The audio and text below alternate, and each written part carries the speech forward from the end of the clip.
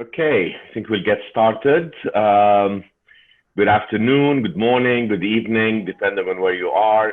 I'm Safwan Masri, Executive Vice President for Global Centers and Global Development at Columbia University, and it really is a great pleasure for me to welcome you all for joining us virtually for this important webinar on mental and behavioral interventions addressing the effects of COVID-19.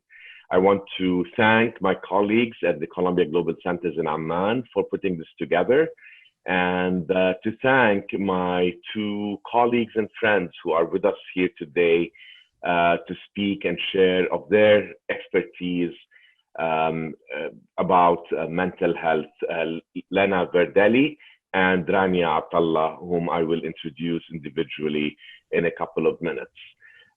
This is a really important webinar. I mean, everybody has been experiencing all over the world unprecedented levels of anxiety as a result of the COVID-19 pandemic. Nearly 400,000 deaths have been reported worldwide, and more than 6 million cases have been confirmed of COVID-19. The impact of this is, of course, very personal to many of us. Especially if we know people or if we are ourselves frontline workers coming in contact with the disease. Healthcare workers, of course, are at the greatest amount of risk. But for the ordinary person as well, working remotely from home, experiencing physical and social distancing, loneliness, anxiety, fear, oftentimes leading to depression, is a huge, of course, concern. Not to mention the economic impact, fear and anxiety over loss of income, loss of jobs. The worldwide GDP is expected to contract by 3% over the next year. We have, of course, unemployment reaching in the tens of millions in the United States alone, and we expect hundreds of millions of jobs to be lost around the world. For many of us, just turning on the news on television or checking social media outlets can be a source of stress.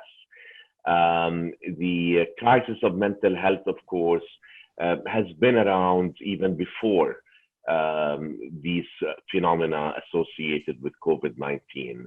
Mental health challenges have been exacerbated by the current situation. But just to give one example, in 2017 alone, what are called deaths of despair, deaths that were caused by drug overdose, suicide, or alcohol poisoning, were estimated to have killed 185,000 Americans. Much has been written about the ongoing epidemic of loneliness today, and we now have two expert voices who have been studying mental health and practicing mental health therapy and treatment for many years, and who have, over the past few months, dedicated much of their efforts to providing counseling and to examining the impact of the COVID-19 crisis. So Dr. Lena Verdeli is a professor of clinical psychology and the director of clinical training at Columbia University. She's the founder and director of the Global Mental Health Lab at Columbia's Teachers College. Over the past 15 years, Lena has played a key role in landmark studies involving adaptation, training, and testing of psychotherapy protocols. She has received federal and foundation funding to study psychotherapy for prevention and treatment of mood disorders. She has collaborated internationally with academic groups, ministries of health, local NGOs, and international agencies to alleviate the suffering of communities impacted by conflict. She has done that in Uganda, in Colombia, in Goa, in Haiti, Lebanon, and in Bangladesh. Dr. Verdeli received her master's in science from the London School of Economics and her PhD from Yeshiva University. It's a special honor also for me to introduce Rania Atalla. Rania has been a very close friend and a colleague for decades. She is an incredibly talented person who has had multiple careers in her young life. The latest being that she is a psychotherapist in private practice who's been in the field of mental health for nearly a decade. Rania earned a master's degree in counseling psychology from the Chicago School of Professional Psychology, and she trained at the Al Rashid Hospital Center for Psychiatry and Addictions in Jordan. Before that, Rania had earned a BA and an MA in political science from Georgetown University and had worked in the field of politics and communications for nearly 2 decades. Rania spent several years in Amman and Washington, D.C. as a journalist, and she also served as the director of the Jordan Information Bureau at the Jordanian Embassy in Washington, where she was in charge of communications and congressional affairs for Jordan until 1999, when she moved back to Amman to serve as Her Majesty Queen Rania Al Abdullah's first Chief of Staff, and subsequently as His Majesty King Abdullah II's Communications Director. After finishing her public service, Rania moved back to Washington, D.C. to serve as the first U.S. Executive Director of Women for Women International, a global women's empowerment organization working in conflict and post-conflict countries. And that's what I mean when I say she has had multiple and varied careers. I'm delighted that Rania and Lena, both experts, Rania a practitioner, Lena an academic who also is a practitioner in terms of the on-the-ground work that she has been doing, very important work that she's been doing around the world. Delighted to have you both with us, Rania and Lena. Thank you so much. And I would like to turn over the virtual microphone to Lena, who will share with us some of her thoughts before turning it over to you, Rania. So Lena, it's all yours. Thank you, Safwan. And greetings to all our viewers around the world. Can you see my slides? Yep. Yes. Good, excellent. So let me tell you what I plan to do today. I would like to talk about the multiple effects of COVID-19 on the mental health of individuals and families and why this is the case. What we know from research to be the key factors that increase resilience after exposure to extreme adversities, and some very specific and practical strategies that enhance adjustment to the impact of the pandemic. So as Professor Masri said, in December 2019, we had the outbreak of the novel coronavirus pneumonia in China, and 5.5 months down the road, we have 6 million cases globally. My colleagues at WHO and I were talking about this very unusual impact on the mental health systems around the world from this pandemic. The first reason for that is the speed and extent of the impact, right? The massive impact of this virus around the world, and the knowledge that there is not available inoculation and treatment at this point. First of all, the levels of distress have to do with the risk for infection. It has been shown to be a particularly infectious and contagious pathogen, and distress around the impact of the infection of self and the loved ones. We have all seen from mass media, and we became aware of, how long the treatment is and the toll it takes and the death rate. The other complication is that the measures for prevention from infection, like all the closures, the social distancing itself, have been themselves resulting in a tremendous amount of distress. And the immediate and long-term impact of the infection on economy, education, livelihood were also contributors. And there are many, many unknowns at this point. So, the massive, impact of this because of these reasons, but also something else which we haven't seen before. This is our need to transfer the tools, mental health tools, strategies, and whole service networks from in-person to online, or mobile platforms.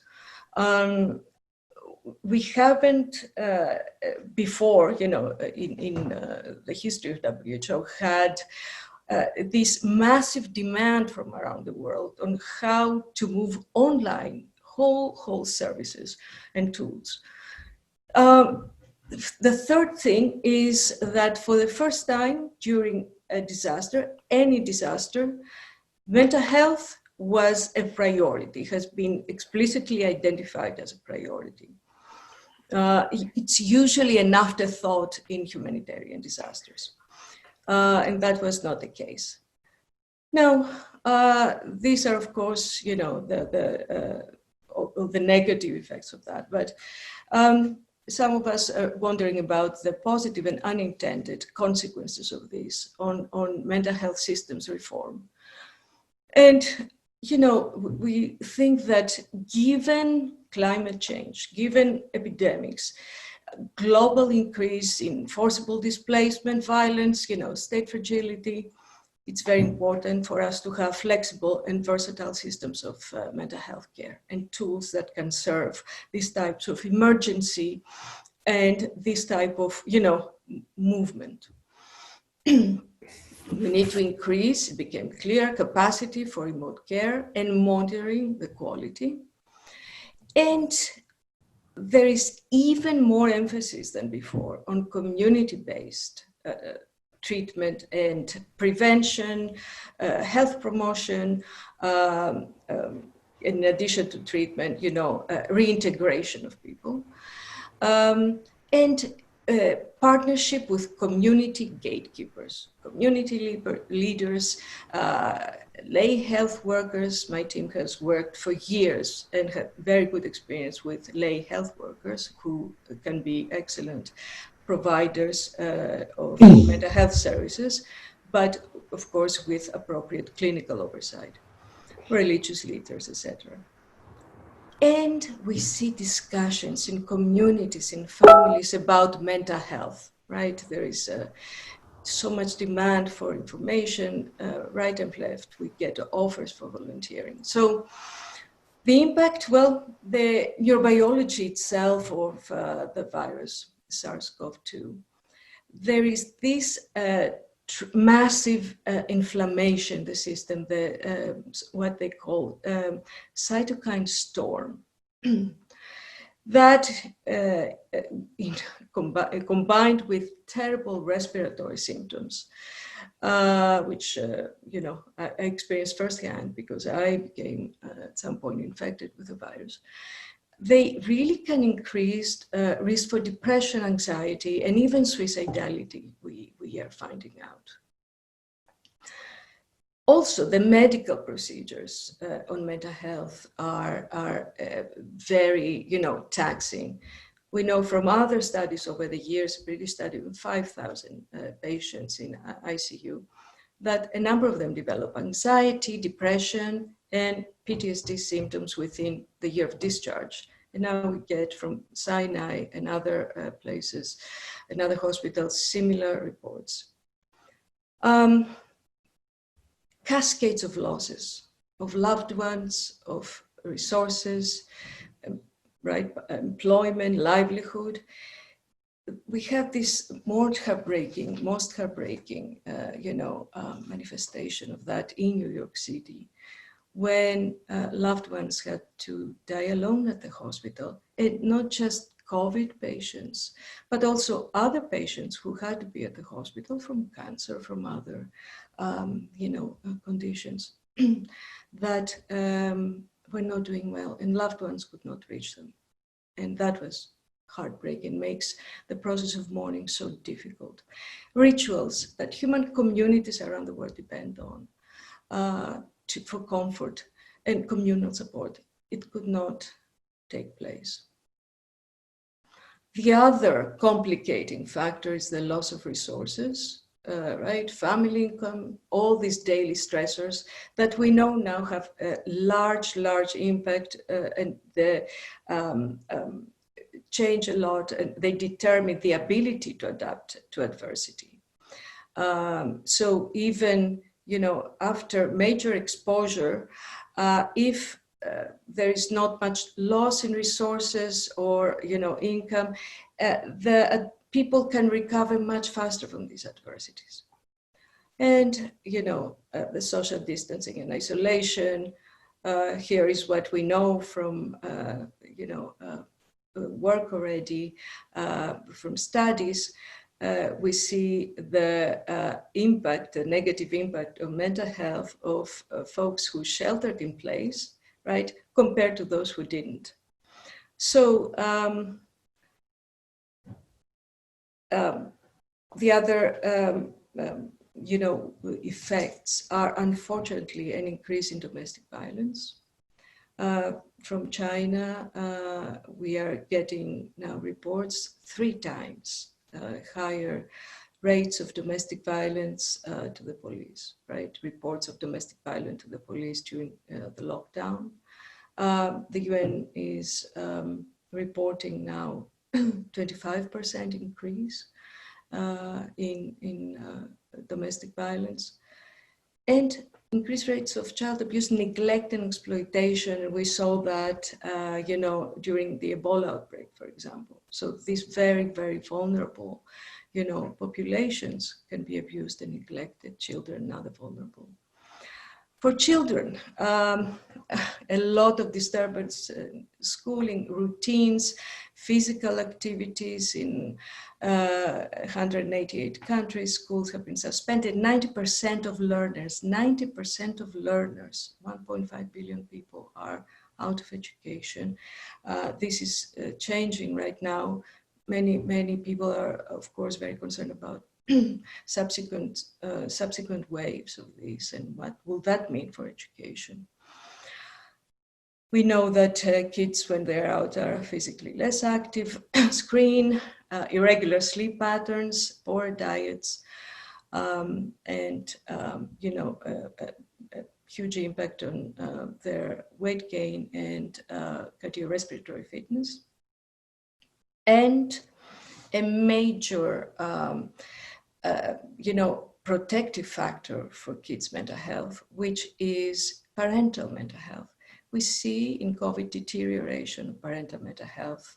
We know for many studies, I put my mentor, Menno Wiseman's study here, landmark study, showing that when the mother is depressed, the child and adolescents internalizing and externalizing some problems increase. So depression, anxiety, but also, become disobedient, they, externalize. So we know from WHO that the prevalence in humanitarian settings, when communities are affected by severe adversities, their mental health conditions increase, right? They almost double. And this is point prevalence, not lifetime. So 1 in 5 people has a mental health condition that impacts their functioning, their ability to take care of themselves and their families, participate in the communities and work. Now, my colleague, George Bonanno at Columbia at Teachers College has done remarkable work on trajectories of resilience. And what he has shown, and other people also replicated, is that even though human beings can be exposed to harrowing, events, we said the PTE, potentially traumatic events, the majority of them recover. it takes some time. It doesn't happen automatically that you see in the beginning of you see a small curve. So for the first months, they are going through, some difficult time, but they are eventually able to adapt after a while.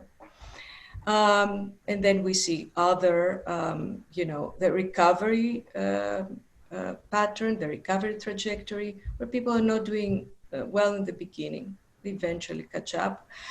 Delayed is actually those who do well, but after some time they don't, and that's actually the minority. And then we have those with more chronic problems. They had problems before the traumatic event, they have trouble, adjusting. Now, what determines, you see a big range in the resilience trajectory there, and some of the things that we know now determine how well people are going to adapt have to do with the availability of resources, as we say, and the social cohesion. So what can we do, right, communities and individuals? So on the international level, there are a number of not just guidelines tell people what to do, but also technical support, right? There is the well-known World Health Organization, MHCAP, humanitarian intervention guide. So there are evidence-based interventions for case identification and management of usual mental disorders in humanitarian settings. And these can be delivered by also non-specialized health workers. It's not just for psychologists, psychiatrists, and social workers, but also for non-specialized people, even lay people. There are some guidelines about how to apportion resources. Not everybody needs psychotherapy, right? After they undergo adversity, the first thing we do is we start to mobilize, basic services, security, strengthen community, family supports. There are a number of, material that people can find. The Interagency Standing Committee Reference Group has very important material. One of my favorites is My Hero Is You, is a book illustrated on how to explain to children developmentally appropriate language.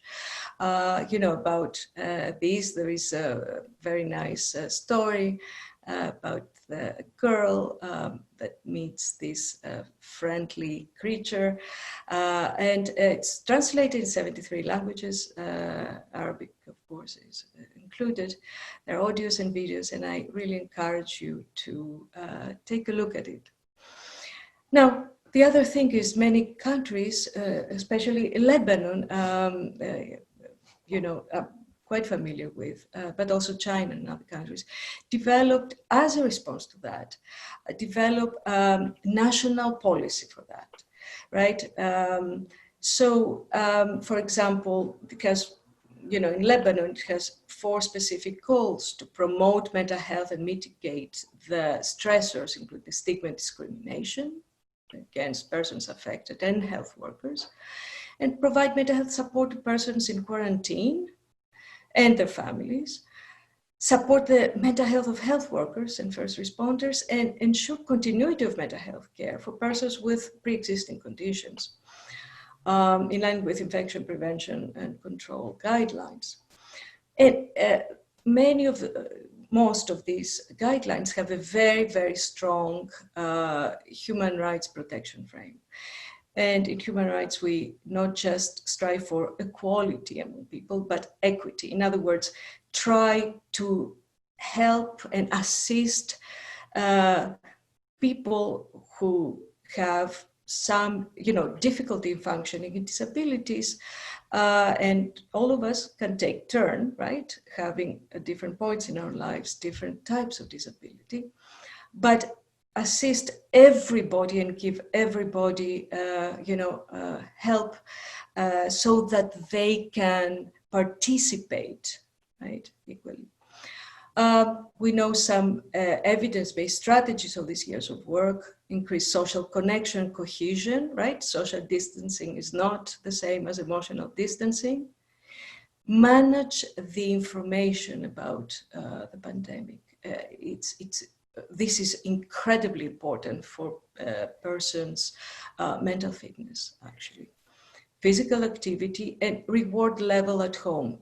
Increase positive activities that give the person some mastery and hopefully some that involve some physical activity and going out with protection.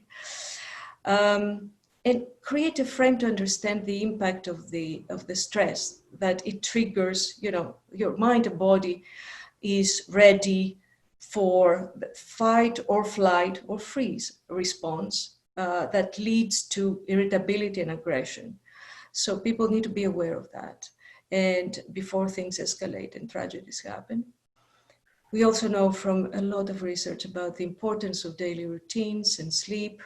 For more severe cases, there are now there are online tools such as cognitive behavior therapy for insomnia that works very, very well in reducing, the fragmentation of sleep and make sleep more restful and efficient. Mindfulness has been also in many, from many studies over the years, the protective factor, help the person, understand that the past is gone, we can't do anything about it, and the future we have absolutely no control over it, right? In general, what we have control is the present, what has to do with us, and everything in the future that has to do with us, not the future itself and things that can happen. So become aware of the present in a way that doesn't, without judgment and without evaluation. We evaluate things constantly, and if we can help our minds, stop doing that for a while and pay attention and focus and slow down, that has been very helpful.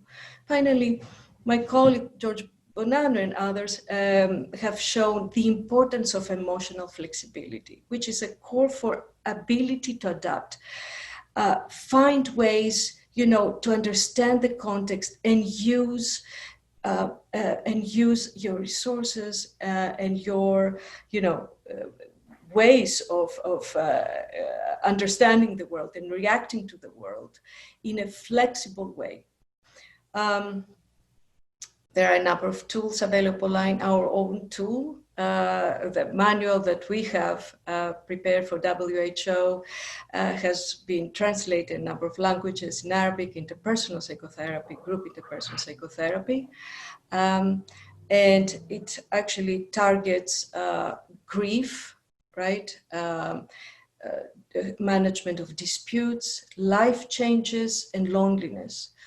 And it's available free of charge through WHO. PM Plus, another wonderful tool from WHO, is available. We make these resources available for you. So I want to finish with two things. One is to remind, of course, the viewers that humanity has dealt with that before, many times, unfortunately. And the 14th century, you all know this picture, the other pandemic, Black Death, the plague, that, was responsible for the death of, they say, 25 million people, 30 million people, some say even more than that.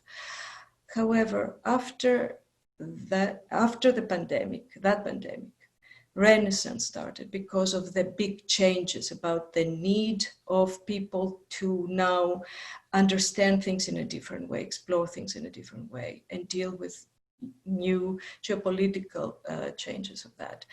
And I want to finish by thanking you and also tell you that my colleague, Rania Atalla, is going to talk about a very important mental health strategy, emotion regulation, that cuts across, I think, many of these resilience, inducing, strategies that I mentioned. And I look forward to her talk. Thank you very much. Thank you, Lena. Thank you very, very much. This was really fascinating, and it encompassed so much. I do want to emphasize a couple of things triggered by your talk. One is how important it is that we discuss about mental health. And as a lead-in to Rania's remarks, there's so many taboos around mental health in different cultures and in this part of the world, but other parts of the world as well. And it's so important to keep in mind that mental health is as important, if not perhaps more important, than physical health, because good mental health could lead to better physical health. And the reverse is true as well. It's also important that you finished reminding us of the 14th century bubonic plague. And of course, we had one in the 19th century. And let's not forget the flu pandemic earlier in the last century, which took an estimated 60 to 100 million lives. So we will emerge from this. And I loved your note about the Renaissance coming on the heels of the 14th century plague. Hopefully there's a lot of optimism and a lot of things to look forward to. And let's not also forget that even though lockdown measures may be relaxing around the world, and there's a lot of uncertainty over the next year or 2 years, one thing is almost certain, and that is we will have other waves of this until we have a vaccine. So I think that that's all very important. I do want to introduce Ahmed Al-Musa, my colleague from the Amman Global Center. Dr. Al-Musa will be fielding questions from the audience and directing them to both you and Rania after we hear Rania. So I want to encourage all the participants to please use the Q&A button at the bottom of your screen to the right. And any questions that you have, please do write them out, and then Ahmed will synthesize them for our speakers. So thanks again, Lena. And without further ado, Rania, we're all looking forward to hearing from you. So it's all yours. Thanks, Safwan. Can you hear me? Yes. Yeah, thanks. And thanks for focusing on the issue of mental health in this time. So up until the early part of this year, many of us felt like we were living in a world of instant gratification with everything at the tips of our fingers, and we were in control. And until a small virus ushered in big changes. Our brains do not actually like changes. From an evolutionary point of view, our nervous system is wired so that it reads change as potentially containing a threat. So the change that the virus has brought in, as Lena said, contains a lot of big losses, loss of human lives on a colossal scale in some countries, loss of income and jobs, loss of opportunities, loss of normalcy, remember, pre-COVID-19 life, social connections, loss of social connections, and loss of control. So that's the bad news. The good news is that we do not need to be in control of external factors in our lives. And we are better off if we take charge of emotions, hence my focus today on emotion regulation, and a vital skill that helps us be resilient and that helps us have leverage when we don't have control over events in our lives externally. So we go to school and we learn, let's see.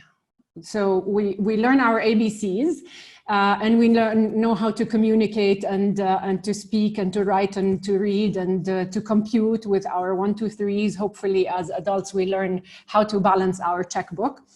And nobody, at least not in this part of the world, ever teaches us about emotions and what they are for, what purpose they serve. And the analogy I like to use is the computer system, the computers that we're using today have an operating system, Windows. The phones, the iPhones that we rely so heavily on have an operating system, iOS. And I like to draw the analogy with emotions being the operating system for human beings.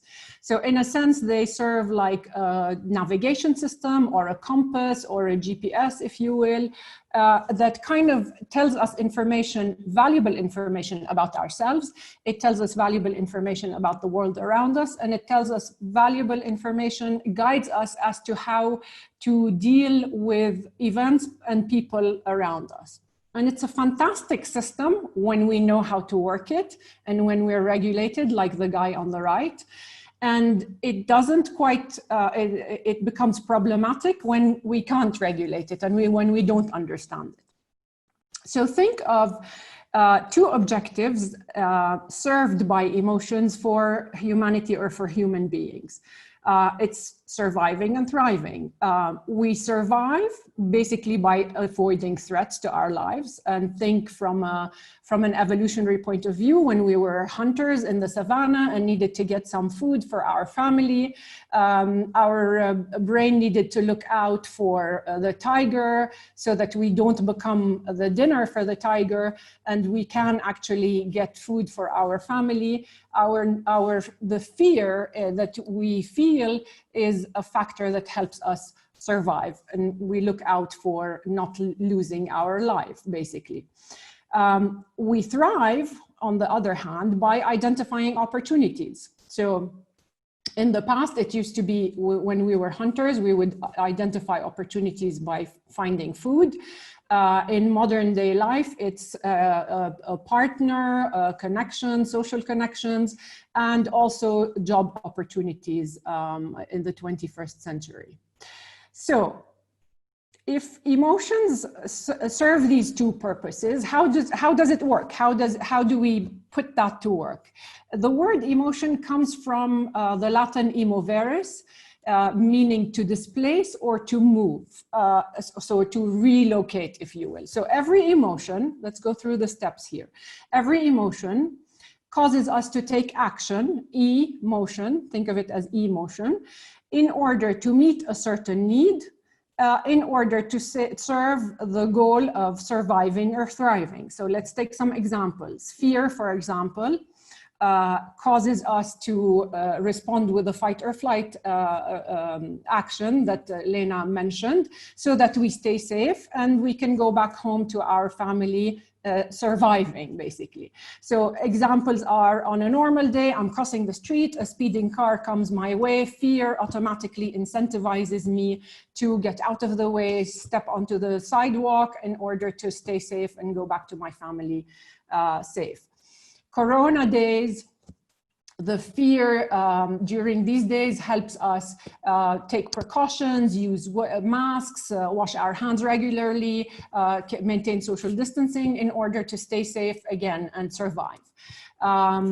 If I lose my job in Corona days, the fear motivates me to apply for other jobs or to find new skills so that I can survive financially.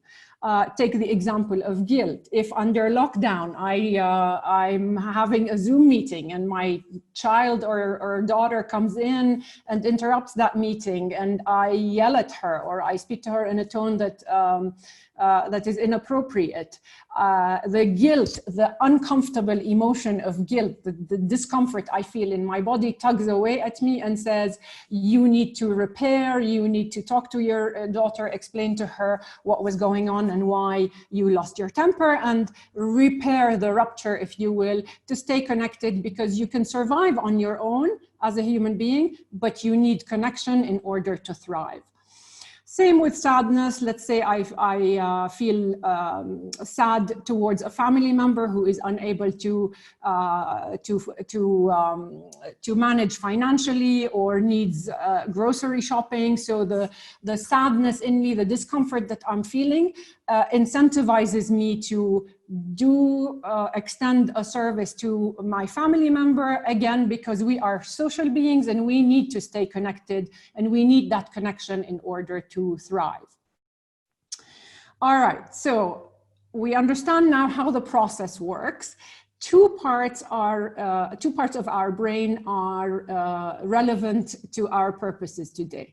There's the limbic brain, or where the emotions are generated. That's basically concerned with very primal stuff, life and death, whereas the neocortex, or the thinking brain that kind of distinguishes us from other species or other beings, does the rational bit, the thinking, and that's the newer part of the brain. And needless to say, the limbic, or the emotional brain, goes into action much, much faster than the thinking brain.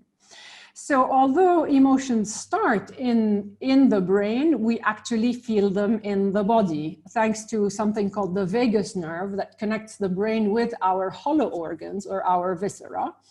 And that nerve wraps around the esophagus, penetrates the heart and the lungs, as you see in the photo, and lines the intestines and the stomach. Hence the word, or the expression, gut feeling, and hence the expression broken-hearted. So we experience emotions, 4 out of 5 of which are really uncomfortable. We experience them in the body, and that is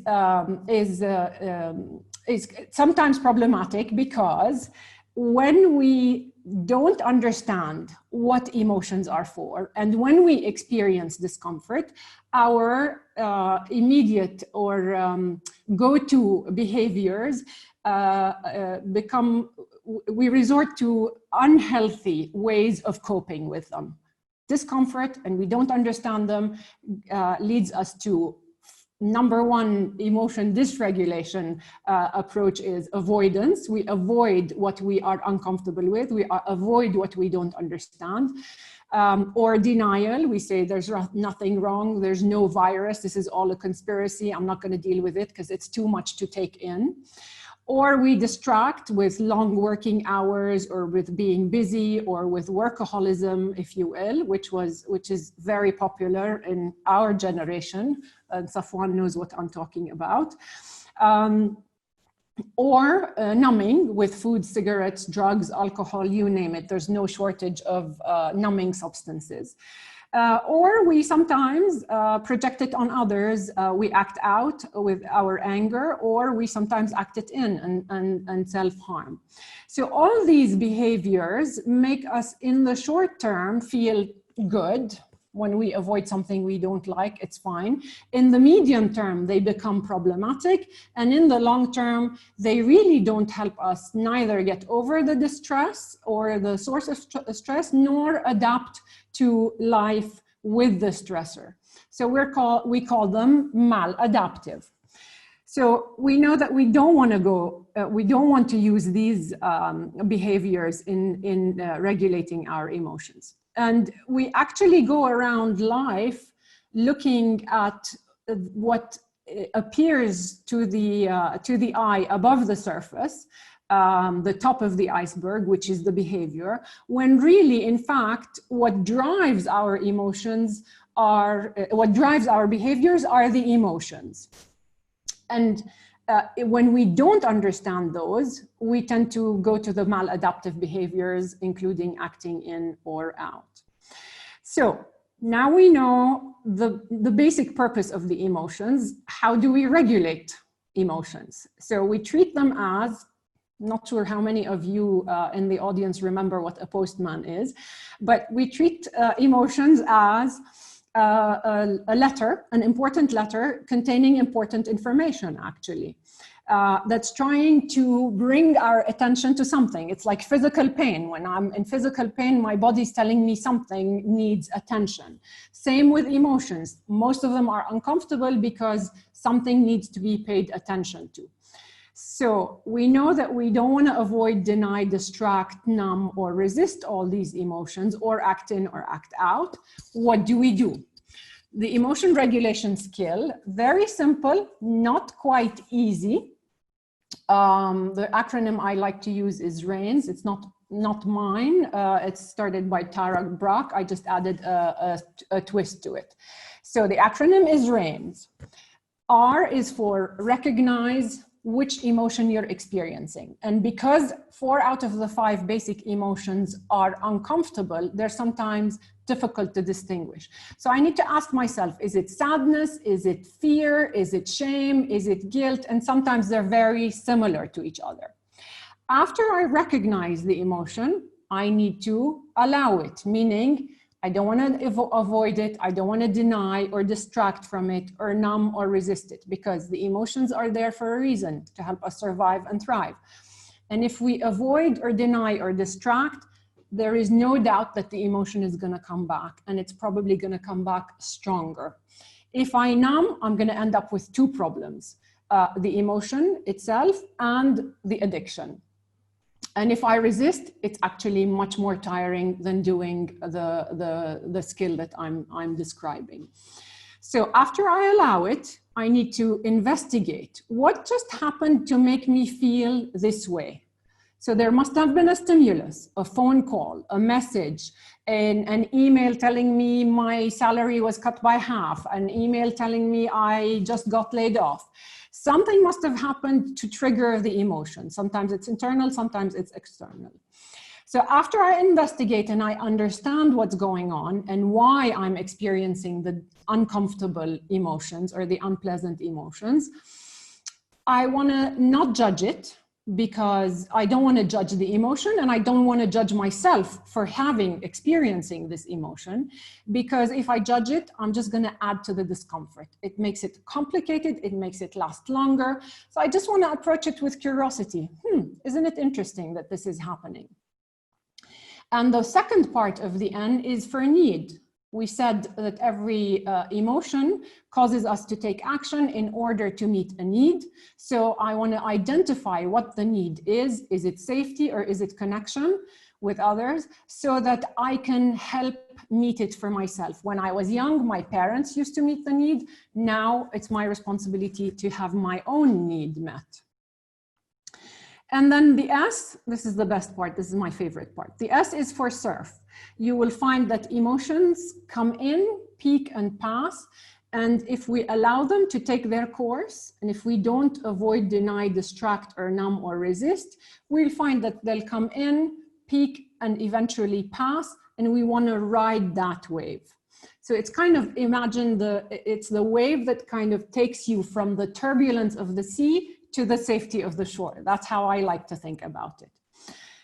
And functional MRI testing and science and neuroscience tells us something very important, actually. When they put us in an MRI machine and they show us emotion-inducing visuals, we notice that there's increased activity in the brain, and that activity lasts, believe it or not, as long as the emotion lasts, which is 1.5 minutes. 90 seconds is what it takes for us to experience the emotion, the discomfort, the unpleasantness of what our body is telling us. Except, of course, if we start feeding the emotion with thoughts and we get on the hamster wheel and start thinking and thinking and thinking and ruminating, in that case, let me backtrack. That case, we increase the intensity of the emotions. So we've just, the emotion regulation skill that I just described is what enables us, those 90 seconds is what enables us to allow the emotion to pass, and then to go up to the third floor of our brain, the thinking brain, if you will, and decide what we want to do with that emotion. It's there for a reason, but I want to think about why it's there and what I want to do about it. Those 90 seconds is what enables us to not react, but respond. Not react from the emotional brain, but respond from the higher brain or from the thinking brain. So it's that 90 seconds of time period that you need to allow in order to switch from being dysregulated to regulated. And in that sense, you prevent fear, which is a normal reaction in some cases, from turning into anxiety. You prevent sadness from turning into depression. You prevent guilt from turning into depression, and you prevent anger from turning into rage. In other words, these emotions on the left column are normal emotions. They tell us something. When we mix them with thoughts and perseverate and ruminate over them, they turn into a dysregulated state of ours. And that is the skill that helps us remain resilient and grounded in the face of uncertainty when we have no control over events and people around us. Thank you, Rania. I think just for the interest of time, we would like, we've got a few questions in. So probably, I mean, the first question, we've got a few people asking whether the attendees would have access to the slides. We would like to tell everyone that the webinar is recorded and it will be on our website and social media. But despite that, Rania and Lena, will you make your presentation slides available? Sure. Sure. Absolutely, yeah.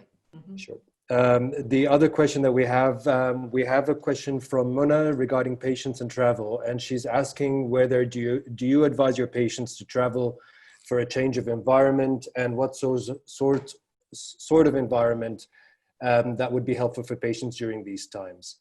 So that question is open for both of you. So you've got the floor.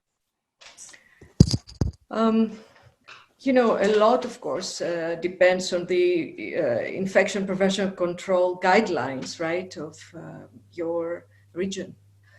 To understand, so there are certain, you know, certain restrictions that are not really up to us.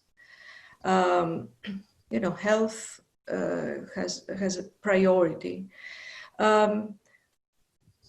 What is important is for people to go out, though, and try to have some safe physical activity outside, expose themselves to, you know, nature and the effects of that, and perhaps see other people. Also, that helps maintain some regularity in the day. Stimulation by a natural light is very important for regulation of sleep. Good sleep is part of every type of healing, physical or mental. I wonder if you had other thoughts about traveling, or if Mona could perhaps unmute and ask us a little what she had in mind, or perhaps continue with the chat. Rania. Yeah, so I'm all about shifting the locus of control from external to internal. So when we are not able to travel for reasons of increasing our risks, my recommendation would be to connect within yourself, to connect with to go internally, basically. When you can't travel externally, go internally and connect with yourself. And that's, I think, one of the most important investments we can make.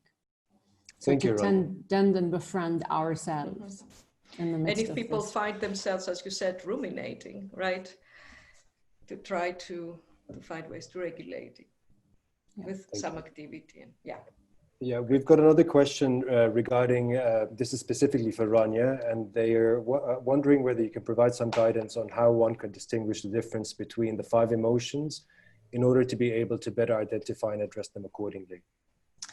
Yeah, it's a very developable skill.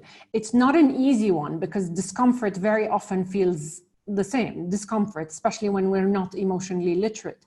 So it's a question of really practice, cells in the brain that fire together, wire together. And when you practice more, it becomes easier. It's a question of being aware, first of all, and just training yourself to take a few minutes to tune into your body and say, I'm experiencing discomfort. What is this about? What just happened? So is it sadness? Is it anger? Is it guilt? Is it shame?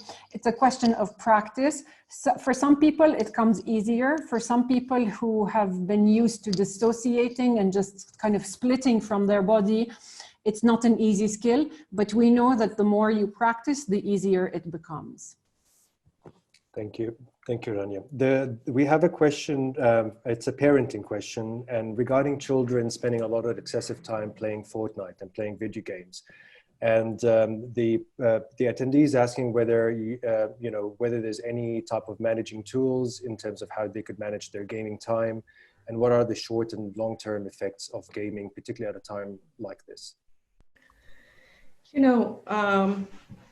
It depends a little bit on the type of games, but we need to approach this, we are scientists, so we need to approach it with as an open question. And to our surprise, the American Psychological Association actually published a review.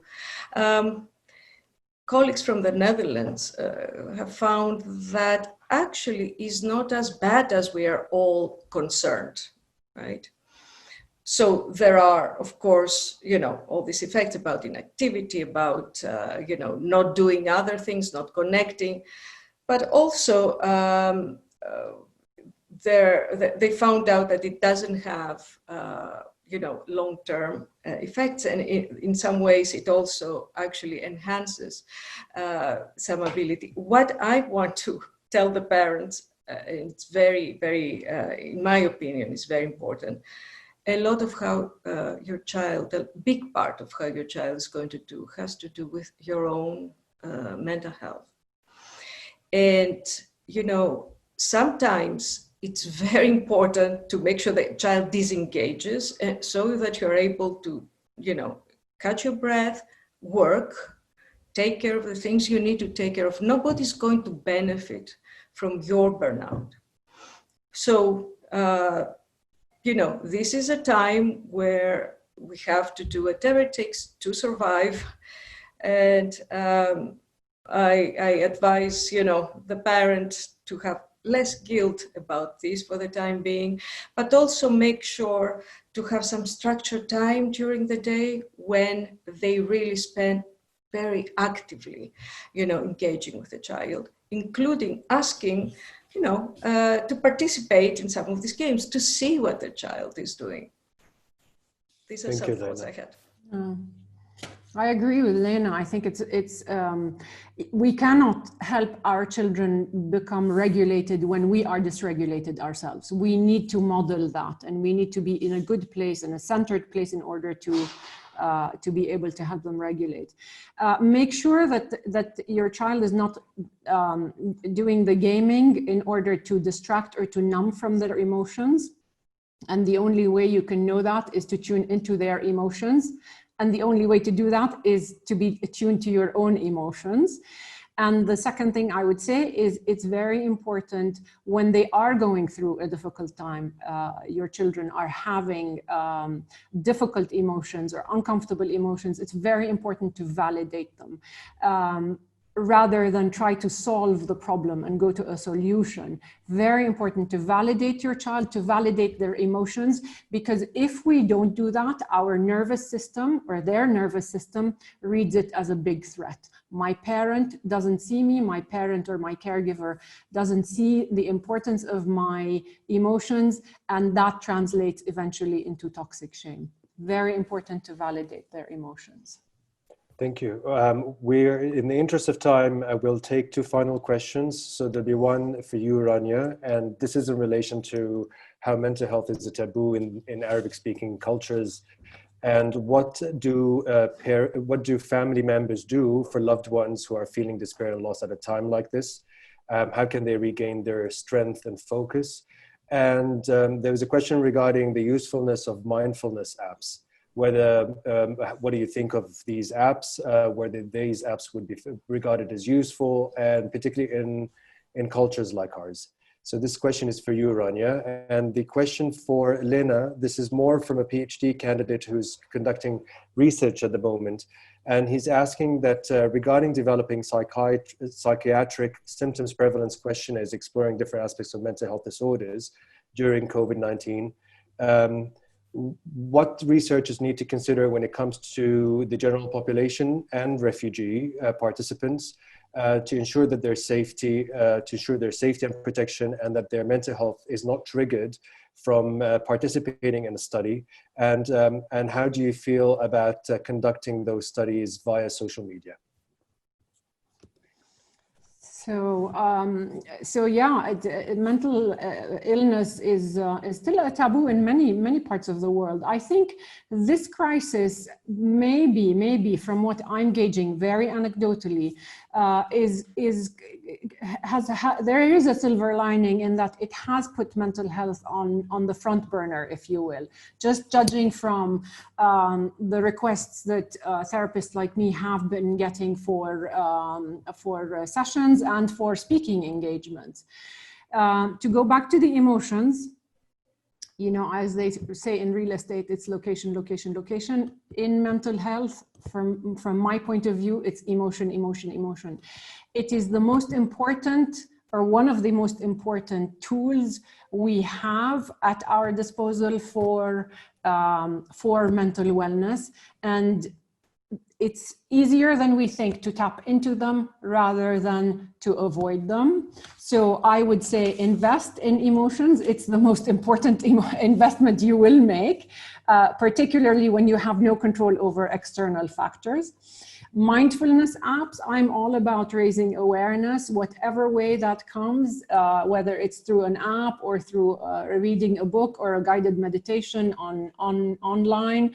I'm all for awareness. I like to say that A is not for Apple in mental health, A is for awareness, and that's the first step towards getting better or staying in a good place. Lena, would you like to answer the second question? Yes, I just wanted to, say how much I agree. We haven't talked before with Rania, but we, we are in agreement in a number of things, especially the fact that there is no way to help somebody else if you don't take care of yourself. And, nobody, again, is going to benefit from your burnout. So whatever, helps you be aware of what helps and what doesn't help. About our colleague in training, a child, you said a child psychology PhD candidate. Is that the one? Yes. About the prevalence questionnaires, yeah, that's a very, very good question about how to do this safely. Sometimes at this point,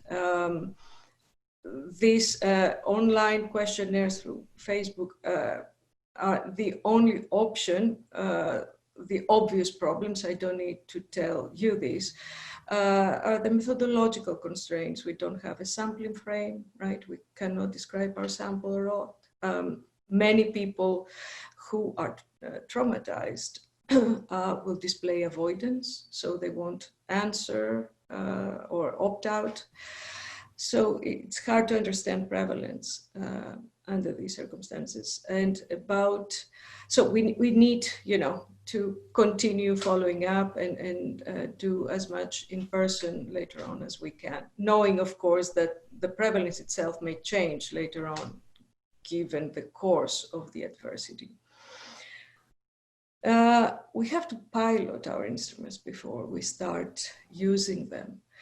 If you realize that for the population you're working with, your instrument, triggers a lot of, dysregulation and pain, first of all, you need to have a support system around it and delineate, how you're going to assist the person who they should get in touch with if they feel discomfort. This needs to be obvious, of course, in the IRB form, the consent form they sign. But pilot it first to understand, the effect it has. So third question that the colleague had on whether, advice I have, please do it. do this work, because especially for children, in children mental health, there is a tremendous global mental health gap, right? Gap between those who need treatment and those who get it. So please do this. Thank you so much. I'd like to thank our esteemed guests and experts for making time and joining us today and sharing such valuable information and knowledge for all of us. And I'd like to thank all of our attendees. I can see so many questions coming in, but really due to the interest of time, we will have to end now. But thank you so much, and have a good night. Thank you. Thank you so much.